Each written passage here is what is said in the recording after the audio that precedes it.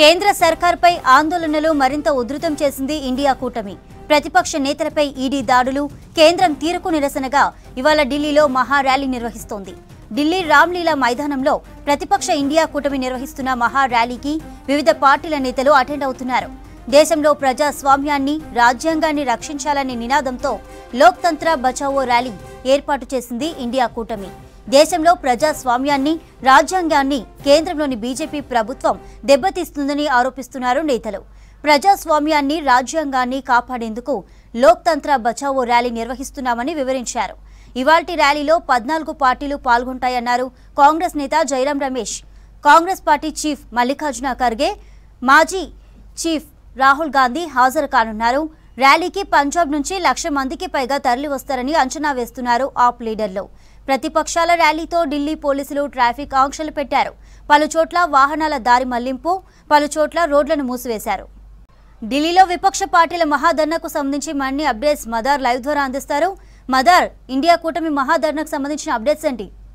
చంద్రిక, మరి కాసేపట్లో అంటే 11 గంటలకు ఈ ర్యాలీ అనేది కూడా ప్రారంభమవుతుంది. ఆమ్ ఆద్మీ పార్టీ నేతృత్వంలో ఇండియా కూటమి ఈ ర్యాలీని నిర్వహిస్తున్నారు. సుమారు 14 పార్టీలకు సంబంధించిన కీలక నేతలు హాజరు కాబోతున్నారు. కాంగ్రెస్ పార్టీ నుంచి ఏఐసిసి అధ్యక్షుడు మల్లికార్జున ఖర్గే, రాహుల్ గాంధీతో పాటు మరికొంతమంది కాంగ్రెస్ సీనియర్ నాయకులు కూడా హాజరయ్యేటువంటి అవకాశం ఉంది. ఇక మిగతా పక్షాల నుంచి చూసుకున్నట్లయితే శరద్ పవార్, టీఎంసీ నుంచి డెరెక్ ఓబ్రేన్ కావచ్చు, అలాగే శివసేన యూబీటీ నుంచి ఉద్ధవ్ ఠాక్రే వంటి కీలక నేతలు ఈ సమావేశంలో పాల్గొంటారు. ఇక జేఎంఎం నుంచి కూడా ప్రస్తుతం సీఎం, జార్ఖండ్ సీఎం చంపై సోరెన్, ప్రస్తుతం సునీత కేజ్రీవాల్ కూడా ఈ సమావేశంలో హాజరవుతారు. ఈ ర్యాలీకి సంబంధించి కీలకంగా ఈడీకి సంబంధించి, ఈడీ కావచ్చు లేకపోతే కేంద్ర దర్యాప్తు సంస్థలను ఉపయోగించుకుంటూ బీజేపీ పార్టీ విపక్ష పార్టీల నాయకులను టార్గెట్ చేస్తూ ఇప్పటికే కొంతమంది కీలకమైనటువంటి నేతలను అరెస్టులు చేశారు. దాంట్లో అరవింద్ కేజ్రీవాల్ ప్రముఖంగా ఇటీవల ఎన్నికల కోడ్ వచ్చిన తర్వాత ప్రస్తుత సిట్టింగ్ సీఎం అని కూడా చూడకుండా ఆయన్ని అరెస్ట్ చేశారు. ఆయనకు సంబంధించినటువంటి అరెస్ట్తో పాటు గతంలో జార్ఖండ్ మాజీ సీఎం హేమంత్ సోరెన్ కూడా ఈడీ ఆరోపణలతోటి ఈడీ అరెస్ట్ చేసింది. ల్యాండ్ స్కామ్కు సంబంధించినటువంటి ఆరోపణలతోటి ఆయన్ని కూడా అరెస్ట్ చేశారు. కేవలం విపక్ష పార్టీల నేతలే టార్గెట్గా చేసుకుని, ఎందుకంటే కొంతమంది ఇతర నాయకులపైన ఆరోపణలు వచ్చినప్పటికీ వారిని బీజేపీలో చేర్చుకున్న తర్వాత ఎలాంటి నోటీసులు కానీ వారిపైన ఎలాంటి విచారణ కానీ జరగకుండా ఉన్నటువంటి దాఖలాలు కూడా ఉన్నాయి. కానీ ఏవైతే ప్రాంతీయ పార్టీలు స్ట్రాంగ్గా ఉన్నాయో ఆ రాష్ట్రాల్లో కీలకమైనటువంటి నేతలను ఈడీ కేసులు కావచ్చు లేకపోతే ఇతర కేంద్ర దర్యాప్తు సంస్థలను ఉపయోగించుకుంటూ అరెస్ట్ చేస్తున్నటువంటి తీరును నిరసిస్తూ ఈ ర్యాలీని అయితే చేపట్టారు. ఈ రామ్లీలా మైదానంలో సుమారు 2,00,000 మంది, అంటే ఢిల్లీలో ఉన్నటువంటి ఆప్ కార్యకర్తలు, ఆప్తో పాటు కాంగ్రెస్ కార్యకర్తలు, అలాగే పంజాబ్ నుంచి కూడా పెద్ద సంఖ్యలో ఈ నిరసన ర్యాలీకి హాజరవుతారని కూడా భావిస్తూ ఉన్నారు. దానికి సంబంధించి ఆమ్ ఆద్మీ పార్టీకి సంబంధించి అక్కడ కూడా పంజాబ్లో ఆమ్ ఆద్మీ పార్టీ ప్రభుత్వం ఉంది. అక్కడ నుంచి కూడా భారీగా ఈ ర్యాలీ కార్యక్రమంలో పాల్గొనేందుకు ఆప్ కార్యకర్తలు కావచ్చు లేకపోతే ఏవైతే ఆప్ సపోర్టర్స్ వీరందరూ కూడా హాజరవుతా ఉన్నారు.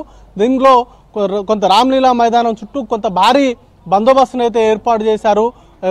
ఫ్లోటింగ్ ఎక్కువగా ఉంటుంది కాబట్టి వాటిని దృష్టిలో ఉంచుకొని ఇటు ట్రాఫిక్ ఆంక్షలు కావచ్చు అలాగే భద్రతా పరంగా తీసుకోవాల్సినటువంటి చర్యలు అనేది కూడా తీసుకున్నారు. వీవీఐపీ మూవ్మెంట్ కూడా ఎక్కువగా ఉంటుంది కాబట్టి అందుకు తగ్గట్టుగా చర్యలు అయితే తీసుకుంటున్నారు.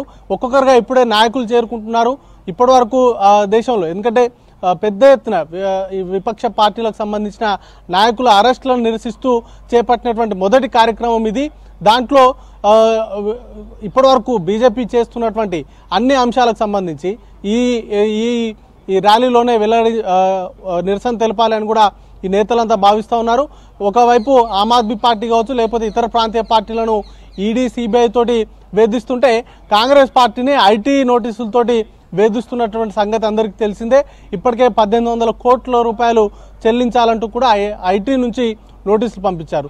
దర్యాప్తు సంస్థలు కావచ్చు లేకపోతే కేంద్ర ప్రభుత్వ ఆధీనంలో ఉండేటువంటి ఇతర సంస్థలను ఉపయోగించుకుంటూ చేస్తున్నటువంటి వేధింపులను ఏ విధంగా ఎదుర్కోవాలి, వాటికి సంబంధించి దేశ ప్రజల దృష్టికి ఈ అంశాలన్నిటి కూడా తీసుకెళ్లాలని కాంగ్రెస్ పార్టీ భావిస్తూ ఉంది. నిన్న దేశవ్యాప్తంగా కాంగ్రెస్ పార్టీ ఇప్పటికే ఆందోళన కార్యక్రమాలు చేపట్టింది. ఇండియా కూటమిగా చేపట్టేటువంటి ప్రయత్నాల్లో కూడా, నిరసన ప్రయత్నాల్లో కూడా కాంగ్రెస్ పార్టీ పాల్గొని వాటికి సంఘీభావం తెలపడంతో పాటు వారికి అవసరమైనటువంటి మద్దతును కూడా ఇవ్వాలని కాంగ్రెస్ పార్టీ భావిస్తూ ఉంది. దానిలో భాగంగానే ఈ రోజు జరిగేటువంటి ఈ నిరసన ర్యాలీకి ఏఐసీసీ అధ్యక్షుడు మల్లికార్జున ఖర్గేతో పాటు రాహుల్ గాంధీ కూడా హాజరు కాబోతున్నారు. కీలకమైనటువంటి ప్రసంగం ఉండేటువంటి అవకాశం ఉంది. ఇప్పటికే అరెస్టులకు సంబంధించి గత కొంతకాలంగా అరవింద్ కేజ్రీవాల్ అరెస్ట్ అయిన రోజు నుంచి కూడా ఆమ్ ఆద్మీ పార్టీ వివిధ నిరసన కార్యక్రమాలకు పిలుపునిచ్చింది. గతంలో ప్రధాని నివాసాన్ని ముట్టడికి కూడా ఆమ్ ఆద్మీ పార్టీ యత్నించింది. అరెస్ట్ అయిన రోజు నుంచి ఇప్పటివరకు ఏదో ఒక కార్యక్రమం, ఏదో ఒక రూపంలో నిరసన ప్రదర్శనలు చేస్తూనే ఉన్నారు. ఇక ఈరోజు భారీ బహిరంగ సభ ర్యాలీ నిర్వహించి కేంద్ర ప్రభుత్వానికి, అలాగే అక్కడ ఉన్నటువంటి వారికి చేస్తున్నటువంటి అన్ని కార్యక్రమాలకు కూడా నిరసన తెలిపేటువంటి ప్రయత్నాల్లో భాగంగానే ఈ ర్యాలీ అనేది కూడా నిర్వహిస్తున్నారు. చంద్రిక.